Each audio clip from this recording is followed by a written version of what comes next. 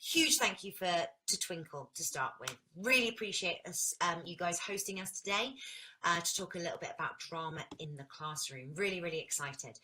Just to give you a really brief overview of our company, One Day Creative. So we were founded in 2013 and we deliver a range of creative education workshops across the primary and secondary schools across the whole of the UK. So using drama, dance and music to enliven education, to bring a subject to life.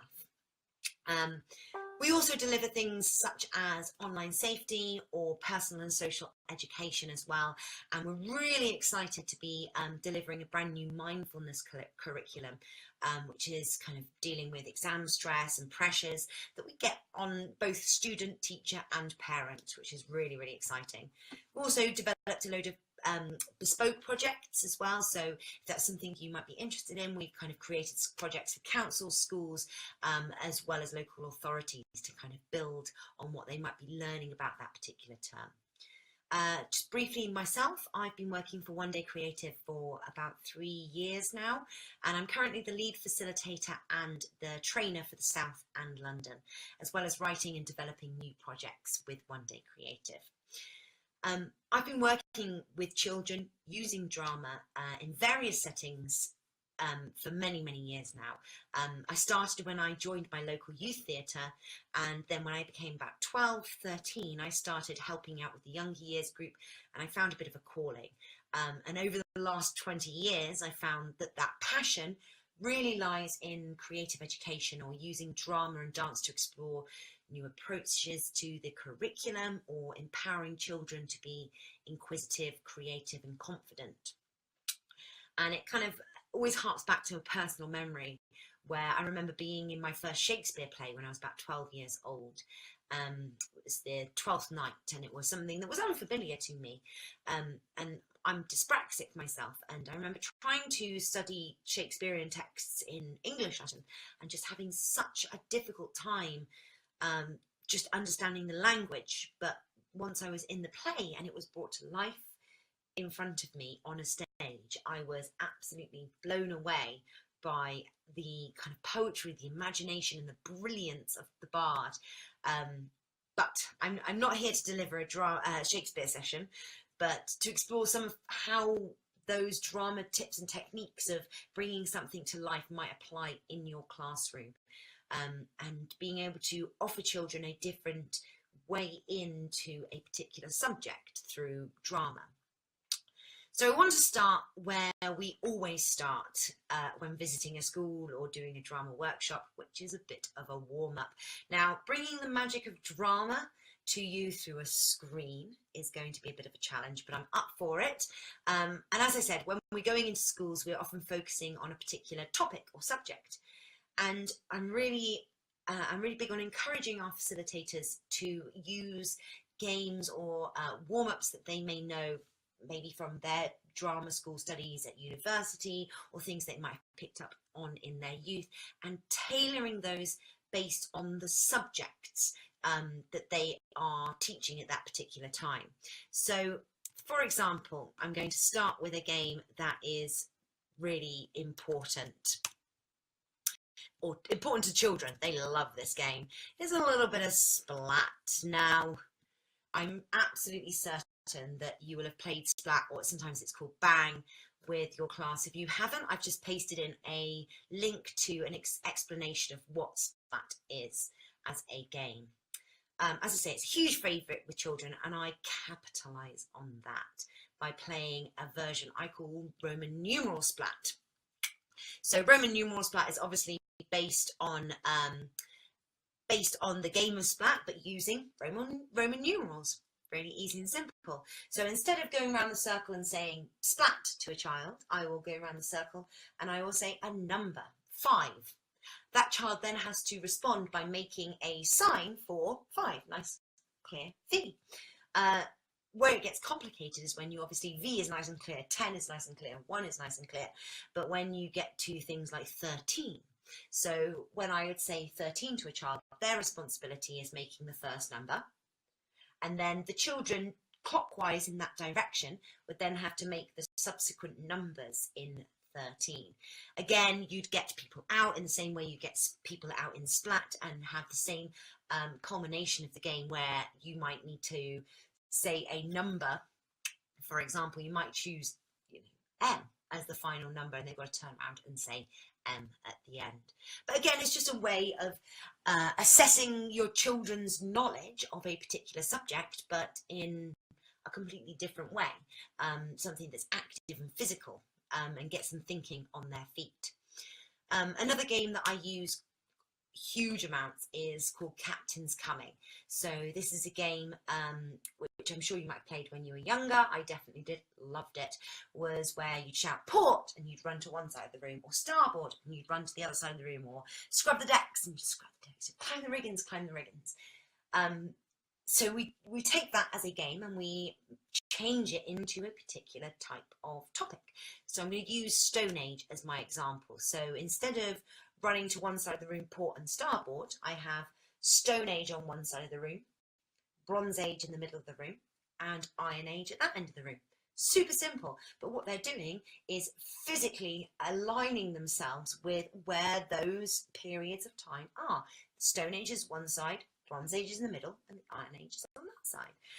And then add in different things like Hunter, they might have their spears, or Gatherer, they've got to gather as many berries as they possibly could, or building a fire, they've got to use their flint to make a fire, or making tools, and they've got to make the tools, or a fun one, Woolly Mammoth, and then they've got to be, they're woolly mammoths, just a little bit fun at the end. But my key thing there is drama games are very easily accessible on the internet. As I've shown you with Splatt, you can kind of research them, and then it's using your learning objectives to kind of wrap them around that game and make them part and parcel of that game. So you're making demonstrating knowledge fun, or a game really. So moving on from that, I want to talk a little bit about how we could use drama in the classroom in behaviour management. So often a drama room is incredibly noisy and there's a huge amount going on, and as much as I pride myself on having the big voice because I'm drama trained, there's some groups that I can't raise myself over the top of. So having a signal for silence is an absolute must for our facilitators, and it's something that you can kind of bring into the classroom as well. And I know a lot of teachers do this. So the claps, for example, and then they repeat the claps. It's a really nice way of doing it. Or 1, 2, 3, eyes on me. 1, 2, 3, eyes on you. But I'm going to try and push you to try and think about how you could use drama within your signal for silence for your class, and how changing it up might give you more control. So I'm going to use an example of a West London class that I taught. They were year 6 and I was on a residency with them. So I was going in every week and delivering drama as their part of their curriculum. And these guys, loads of energy, loads of personality, but incredibly hard to raise my voice over. So my decision was, right, how am I going to hook them in? How am I going to give them something that they're going to want to do to kind of create a silence or a focus in the room? And it was something, I mean, I asked them for a start, and I asked them to give me suggestions of what we could do. And the ultimate culmination of this was, my name is Jeff. Now, I've been noticing in name games and other things that I've been doing that Jeff kept popping up. Jeff kept kind of raising his head over the time. And if you're not familiar with it, if you watched 22 Jump Street, Channing Tatum has this weird moment that he goes, my name's Jeff, and it's a question. And for some reason this, I mean, who knows why, but just kind of absolutely kind of went viral. Kids loved it. Everyone wanted to say their name was Jeff. So our signal for silence would be that I would shout, what's your name? And they would have to respond, my name's Jeff, and then absolute silence still. And because they got to say something that they liked, they went with it. And these were really difficult kids and a really difficult area, because they could say something that they wouldn't normally get to say. They loved it every time. Absolute silence. So easy to bring that group to focus. Having said that, it wasn't something I worked with them for a few terms. I couldn't do that 2 terms in a row. They'd be bored of it. So I decided to kind of change it up a little bit. And that time afterwards, they were really into the Harlem Shake. So the instruction was I'd shout Harlem, they shout shake, and then they were allowed to do 5 seconds of the shake dance, and then they had to freeze. And the best freeze, the most dramatic freeze, would get to do an additional 5 seconds of dance. And yes, it was time consuming in some respects, though, that time that I spent doing it, but every time their attention would be on me because they were desperate to do that extra 5 seconds of Harlem Shake. Other ones that I've kind of integrated in over the last couple of years would be obviously the whip and the nay nay. Love that. The dab, hugely popular, and the bottle flip. I mean, I'm talking particularly about kind of key stage 2, upper key stage 2 at this point, because they need something that they have a certain amount of ownership over. And by giving them that ownership, they were able to kind of really invest in it and enjoy doing that signal for silence. And it was dramatic in nature. So moving on from that, I want to talk a little bit about how in drama we would approach using a dramatic signal of silence for key stage 1. So, and this is always my favourite. It's called Bob the Fish. And now, this is Bob. Now, Bob is going to be different for everyone, and owning Bob is very, very important. And it could be Philippa the Fish, or Johnny the Dolphin, or Tony the Turtle. Doesn't matter who it is, it's about owning whoever's down here. And the point of it is that when whoever it is, let's call him, let's have Johnny the Dolphin. I like Johnny the Dolphin. When Johnny the Dolphin jumps in the air, you've got to clap. And, the first time it might be that 2 people clap. Might be that 3 people clap. And you can play with it. And again, I use this for year 3, I think it was, the other day. And the minute I got Philip the Fish out, they were waiting for Philip the Fish to jump so that they could do that. And it's a really easy but dramatic way to bring that idea of drama just into your signal for silence. Another one I talk about and this kind of works across the board, is what I call a creeper. So this was particularly with a class that we were doing Finding Nemo with, and my signal for silence was the Dory song, just keep swimming, just keep swimming. And when I was ready for the group to pay attention to me, I'd start it, just keep swimming, just keep swimming, and slowly, gradually, everybody in the room joined in until I put my hands up like this, and then I expected absolute silence.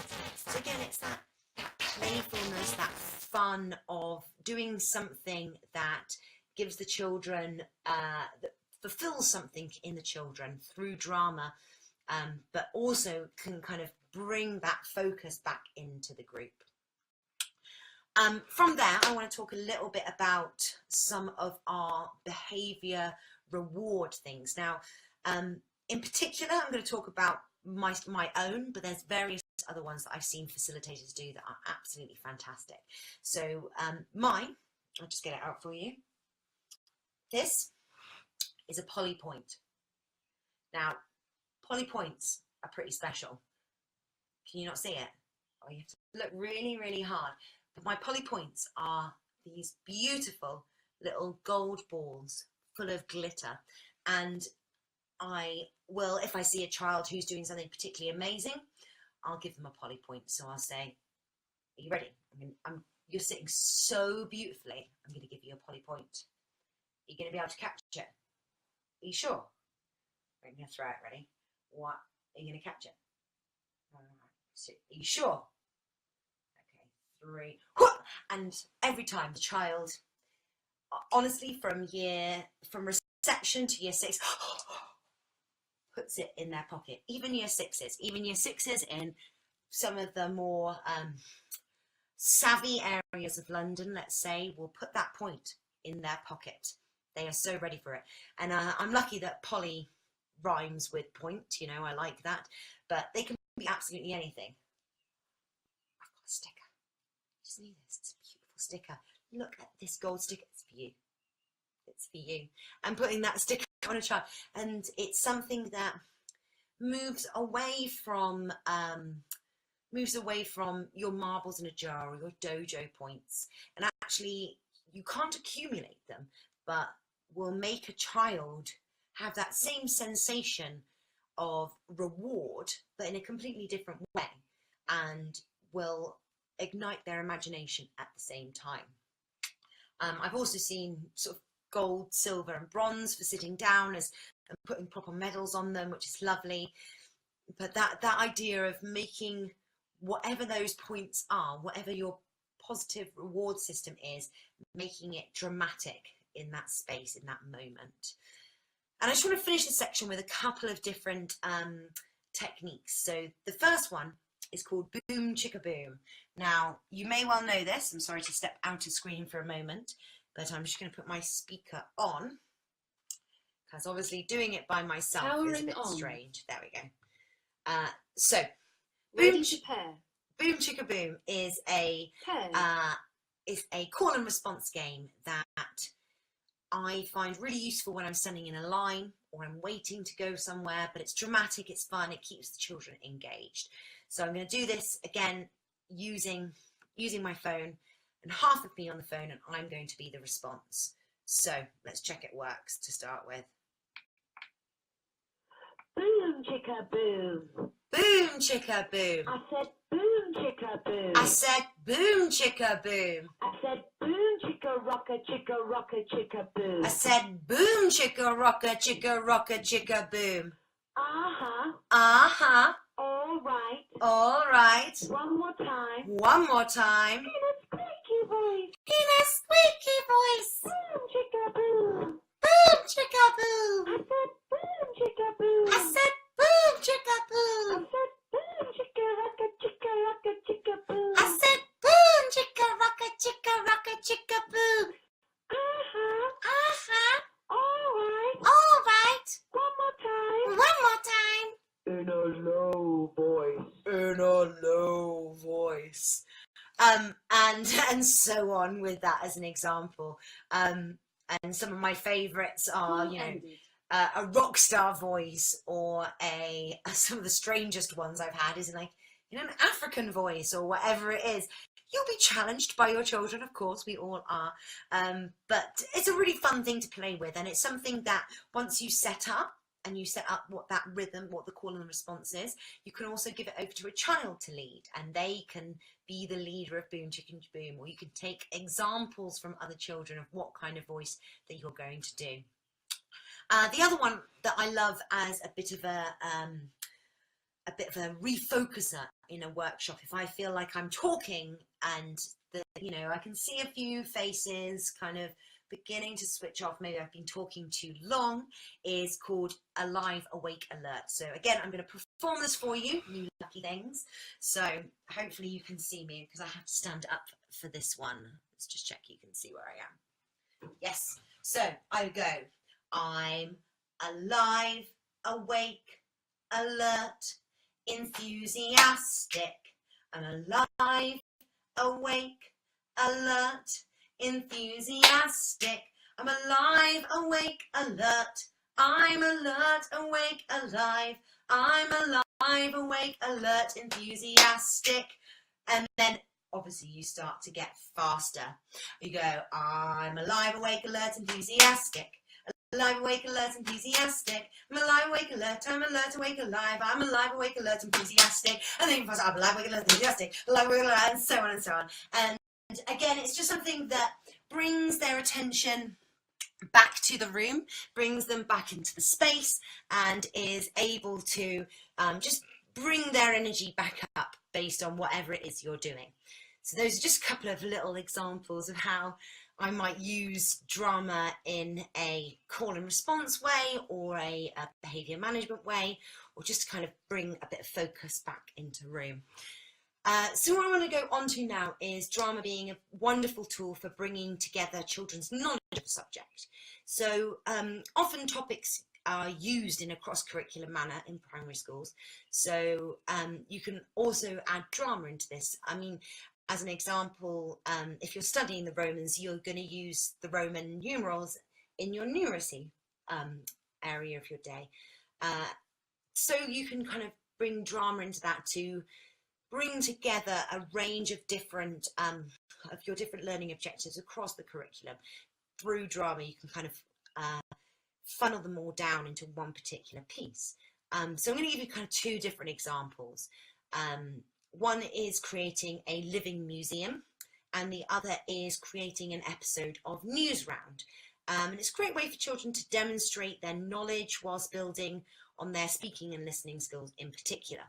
So I'll go for the living museum first. So the living museum, for example, could include children being responsible for different exhibits, documenting a particular type of particular topic. So if we use Roman living museum as an example, one of the exhibits could be the Roman baths. So you'd split, or the army, or particular emperors, or the religion of the ancient Romans. So you'd split your class into however many particular areas you want to examine, or to kind of assess their knowledge on. And you split the class into those different exhibits, and they'd use the idea of the mannequin challenge. Now, to us drama lot, the mannequin challenge has been around a lot longer, but kids love the idea of doing a mannequin challenge because they've seen it on the internet. It's a bit like, you know, the dab or whipping the nail, or whatever it is. It kind of goes back down that line. So the idea is they create a mannequin challenge, a freeze frame of their exhibit, like a Madame Tussauds, if you will. And you could bring it to life. It could come to life slow motion. It could come to life in scenes or speech. It could come to life in absolute mime. But the idea is you might nominate a particular person in that group to then be your tour guide. So they would take you around the Roman baths living museum exhibit, and so on. So you'd have all the different areas, and you could do this in different areas of your school, or you could do it in the classroom at the front. It is malleable in that respect. But then once you've seen this living museum, it might give the chance for children who maybe haven't been as attentive in when you're sitting and learning in a different way, to kind of understand things they might not have understood before, or just to kind of assess where the children's knowledge is. You could give them the ability to use iPads to add to their knowledge, to add to their exhibit. And then you can lead this from the drama into a piece of literacy. So once the children have witnessed the living museum, they might then create a guide to the living museum, and it could be kind of translate into a piece of factual writing. Similarly, you could use News Round as an example. I love a bit of News Round. A special News Round programme at the end of my drama sessions does wonders. It kind of just brings together all the strands of what they've been learning about and puts it in one piece of drama. So perhaps your class might be more into filming than something like the Living Museum. So similar though to the Living Museum, you'd separate your children into groups, and they'd have a particular area of the topic. So if we were using, for example, your Stone to Iron Age, you might decide that one group would be cave paintings, another group might be an Iron Age fort, another group might be making bronze, and you'd split that topic up into various different groups, and they're going to make a special News Round programme. So you might start your class with a brainstorm about what we see on News Round. So we see interviews, we see specialists, we see on the scene reporting, we have news anchors, we have people who are doing, like, enacting it. You might have excavations that are going live, and all these different things you put on a nice big mind map in the as a whole class. Then what you do is you storyboard. So you split your group into X amount of groups that they're going to do cave painting and the Iron Age fort and bronze making, and you're going to storyboard how it's going to go. So we're going to have our anchors to start, who will introduce the topic. Then it's going to go live to Stonehenge to tell us all about what Stonehenge does. Then it's going to go to bronze and tell us all about bronze, and so on. And you build together a whole storyboard as a class. Then they'll be able to go and rehearse their particular sections, and then eventually you'd film the whole thing. Now, filming can be an absolute faff, of course, if you're going to film in different places across the school, and then you've got to edit it all together, and you're giving yourself as teacher a ton more work than you really want to be doing. However, if you film the whole thing as if it's a theatre production, so it's in front, like you've got your whiteboard behind you, you might decide to put a backdrop on there, and someone could be responsible for changing the backdrop based on the groups that come up and then perform their particular scene that they've acted out. Then you just film it all with your iPad or digital camera or whatever it is, right from the front, done. Easy. You don't have to do any editing. You don't have to do any changing of locations. But then what you can do, kind of leading on from that, is you can then ask the children to watch it back, and they can then write a review of that particular news round episode. What facts did they learn? How was it presented? And all the kind of associated ideas of like factual writing, but you're using a piece of drama as a starting point for them to do it. You know, and also part of the fun of those kind of exercises is creating characters. I've seen children create the most wonderful news anchor characters or tour guides or experts, and they can have a great creative process for the children by asking them to write creatively in the voice of that character. And it's an interesting process to watch them go through. Some children who, you know, their interest in writing fiction is like non-existent, but once they've dramatized a character and they've imagined this strange particular expert who knows everything about Stonehenge, when you give them the opportunity to actually write in that character, they really enjoy it. You know, and there's various different drama techniques. For example, this is, I'm just posting a couple here. One is hot seating, which you can use to kind of ask questions of a particular character, or thought tracking, again, which is a really easy way of being in the middle of a drama, freezing the action, and just getting the children to think slightly more in depth about what it is that they are doing. And sort of leading on from that, I'd like to just talk briefly about the Mantle of the Expert. So again, this is something that you can search, Mantle of the Expert. And it was devised by Dorothy Heathcote, and it's a technique that uses drama to engage and enthuse children about their own learning. And it's often what I like to use in my drama workshops, and it's putting the child at the centre of the learning. So the premise is simple, that children are the experts of any given knowledge, and the teacher plays the role of facilitator. So, for example, in the news round in the Living Museum, the exercise is putting the child in the role of the expert, and the teacher guides the exercise. It helps, he or he helps storyboard what's going to happen, or kind of helps them make choices about what they're going to show in terms of content or style. And what I've observed over my years of doing this is the interesting effect in the class. So often teachers whom I work with are surprised about which children lead. And there are some who are more predisposed to leading than others. But often I've heard, you know, I'm amazed. Jemima doesn't work well with others. And yet there's Jemima leading a whole group, or Johnny never puts forward his ideas, and yet in this environment Johnny feels completely safe to put forward his ideas, because they have been, instead of being having knowledge given to them, they are given ownership over their creation, and as a result I really do start to see like new personalities and abilities begin to emerge. And one of the projects I love to cite is one that I used in my MA in particular. It's called the Virtually Impossible Computer Company. and it's run by two drama facilitators. It's Australian, called O'Toole and Dunn. It was in 2009. And the idea was a collaboration between a computer game programmer and drama facilitators, and their aim was to investigate if the digital world and the drama world could collaborate to create an immersive learning environment. So the children were put into pairs and given the objective to create a proposal for the adults leading the session of an immersive game that explored Hillary's climb of Everest. The adults led the children through a range of exercises that explored the subject matter and then allowed the children to take the role of the expert in producing this proposal.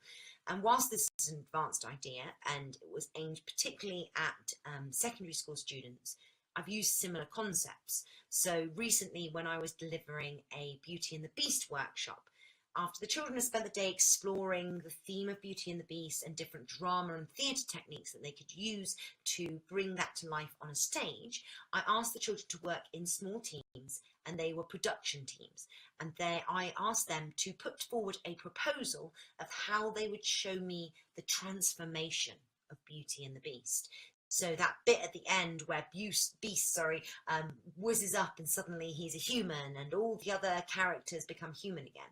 I wanted them to think, based on all those things they'd learned today, how are they going to take that idea and make it on a stage? So they had to talk to their group, they had to come up with ideas, and then they had to pitch their idea to me, the producer. And then obviously, you know, I didn't want to choose one group over another. We kind of collaboratively brought together those ideas, and a lot of them were very similar anyway, but that wasn't the point. The point was putting them in a position of power. So we brought their ideas together and put their ideas together to kind of create an end transformation of our workshop. And it was really interesting to kind of see how passionate they were about those ideas and how they explained those ideas to me, how they demonstrated those ideas using theatre. And if I'd asked them to write those ideas down, it might have been very jumbled or confused. But when they were able to perform those ideas, a type of thought process was very, very clear in that moment. And I just want to kind of, before I really actually run out of time, I want to really briefly talk about using drama in literacy. So obviously, this is the subject most likely to be linked to drama and can lend itself well creating curriculum-based activities around books or other literary sources. But I just wanted to highlight drama's ability to help children in creative writing and developing imagination. So in particular, I wanted to talk about oral storytelling. As I mentioned earlier, I was diagnosed with dyspraxia, but not until I went to study at university. Unfortunately, it wasn't spotted until quite late in my life. And when I was at school, I was often told that I was being lazy with my spelling, or I was not concentrating on my form in writing, and all these things that made me very, very anxious about my English and my writing. And something I found really difficult was creative writing. Whilst being actually a very creative child and a creative person now, and enjoying theatre workshops at the weekend when I was a kid, and enjoying devising and making up stories in theatre, the moment I was asked to sit down and to make up stories or creative writing, my mind would go blank. Still does. I love to write a children's book, but the thought of sitting down and writing it, I can't, because all I can hear in my head are the comments and the criticisms of not getting it right.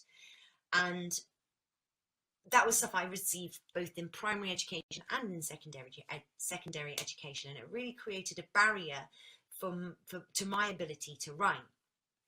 However, if you put me in front of a group of children and you ask me to make up a story, I am in my element. I am like straight away like, oh yes, there was a monkey, and once upon a time this monkey did this, and so on, and straight away I can tell a whole story.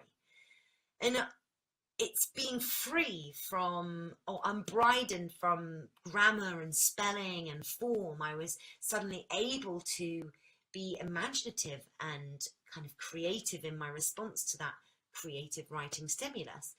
And I was encouraged some years ago to try this, using this in my workshops. So allowing children the chance to write creatively without writing. And often, and there's a lot of other companies that will look at this, but it's about documenting a child's oral storytelling. So you might do it through film, or you might do it through notation, or whatever it is, and giving them the starting point of dramatic play, or the freedom of dramatic play and oral storytelling, and then helping them take that story they've created in this safe space and using that as a starting point for their creative writing. Gives them a bit of freedom before they have to write it down. And I mean, I brainstorm or mind map all over the place anyway, but it's like a physical version of that. And really, really, really super quickly, before I run completely out of time, is a really briefly I want to talk about how drama in the classroom can develop children's skills in negotiation and cooperation. I always make sure when I'm running drama workshops that I change up my groups. I give them opportunities to work in pairs, small groups, big groups, so that they are working with different children regularly throughout the workshop. And what this does is gives children a chance to work with a range of personalities and leadership styles. So often the groups that find it hardest to work together might be the ones that have 4 leaders in. When you go into a class, you can often spot the leaders pretty much straight away. But if you put all 4 of those children together, they find it incredibly difficult. They can't negotiate with one another. They can't cooperate with one another because they all want to have their own say. And what I find really valuable about drama is it gives the chance for these children, maybe if they're in that group, and to find a solution that brings together all of those ideas, so they can accommodate and mix up what they've created and create something brand new out of it. In history, you had a sort of a top-down structure for theatre. So you had your writer who wrote the plays, then you had your director who directed their writing, and then the director prescribes to the actors, and it's very sort of top-down. Whereas sort of a modern idea of theatre is about devising. It's about all people having an input. And this is particularly how I work and how One Day Creative works in their workshops, is giving children the chance to all input something. So A, they have ownership over the work, but they create something that is so unique and to them as a group and to those children, and very immediate and modern to the kind of the response that they've been given. So for example, I'll use one of our new workshops that we're kind of rolling out across the UK very soon. So it was something that we started in London, and it's all about, and very relevant at the moment, it's all about society. So with an exciting general election coming up, this workshop, the premise of which is that the children have to create a brand new society. They are moving to a new planet and they have to set up this society. So they have to think about how they can cooperate or how they can negotiate within their class the idea of the law or government or even things like city planning. So one of my favourite exercises that we do in this is called voting with your feet. So in the space, at one end of the room you have completely disagree or strongly disagree, and the other end of the room you have strongly agree. And then I might read out a statement, and the children have got to place themselves. They've got to move and stand in the area where they, based on the statement I've said and how they feel. So a statement I might say might be, every job is equally important. Very I can't say the word anymore. Provocative statement. And then they have to position themselves based on what they feel. And then I'll ask them generally their opinion. By this point in the workshop as well, we've already elected a president of our new society, and it's the president's job to realise that within this class of 30 children we have massively different opinions. We've got some people who are standing on strongly agree and some people who are standing on strongly disagree in one sentence, one statement, and this person, this president, has got to mediate, has got to negotiate. But it's a really interesting workshop to kind of get the children thinking about how in society we're constantly negotiating, cooperating, and building on what already exists and moving forward. And also I was going to say as well that dramas are really fantastic for teachers to write observations. By setting your class a drama activity, you get to watch children in a very different way than you might in a normal day in the classroom. It's great. You know, as I said earlier, Jemima was not very good at working with others. Teachers get to see a completely different side of their children. I am so sure that that was a huge amount of information that I was like, oh, at you for an hour, not even quite an hour, 45 minutes. But I'm very aware that we were there 7 to 8, but I would love to stay and answer any questions that you might have. So what I'm going to do is I'm going to briefly sort of scroll back through the comments and kind of respond to them. And then if you have any questions about anything I've said or any of your own ideas that you might want to put in, I'll come back and kind of have a quick look at those. So and scroll all the way back to the beginning if I can. There we go.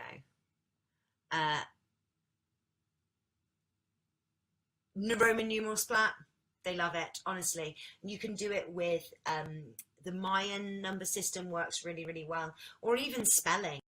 That's often quite a provocative thing, particularly with the younger years, just to spell Bob, so you have your letters B, O, B, and so on straight the way through. Jeff, I mean, we're seeing off, but always works. Bob the fish, yeah. I mean, the thing with Bob the fish is to own Bob the fish. Don't, if you want him to be yours, don't call him Bob. Call him Johnny the dolphin or whatever it is. Make him your own. That's really important. Katie, you've got a Polly point right here. You ready, Katie? I'm going to throw you the Polly point. Whoa. Catch it. Anything else?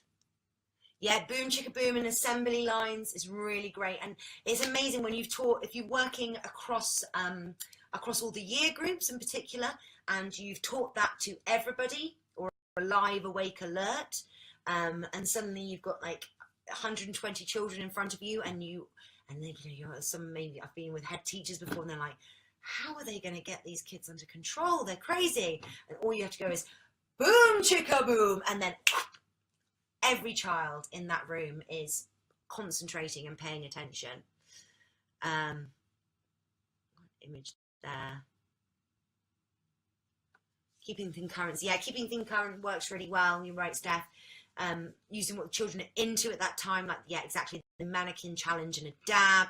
Really, keeping your finger on the pulse is so important, and that's not necessarily you going and researching things, but just listening to what your children are interested in, and having that something that's current really makes it a lot of fun.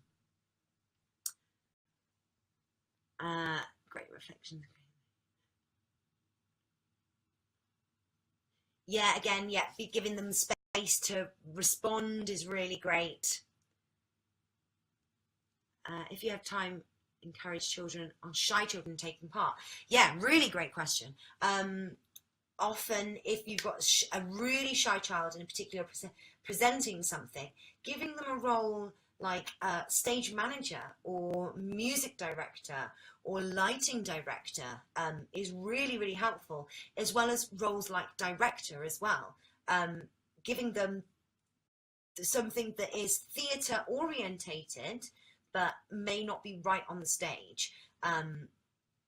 Music director works really well, and that child's ability to just press play makes them feel absolutely amazing. Best websites for drama ideas. I mean, it's a hard one. There are so many. Books wise, I can tell you some really good books. So House of Games is phenomenal. House of Games by Chris, I can't remember his name, someone's borrowing my books, so I can't pull it off my bookshelf. But House of Games, I'm just going to write it now, House of Games is a fantastic book. Also, this one, it's probably backwards, but On Stage, Theatre Games and Activities by Kids for Kids by Lisa Bainey Winters is absolutely brilliant, really, really useful. It's got lots and lots of practical ideas of how to bring drama to life. Generally, improv games are great as well. I mean, if you put improvisation games into Google, you'll get a lot of different things coming back, which is really great as well. I feel alive, awake and alert. I'm glad you feel alive and awake and alert, Steph. That's brilliant. Yeah, great. Lots of different ideas for bringing children into it. Right, I think our questions are finished. Just to say again, an enormous thank you to Twinkl for hosting us. I've been Polly, and I've been One Day Creative with One Day Creative. As I say, you can find us www.onedaycreative.com.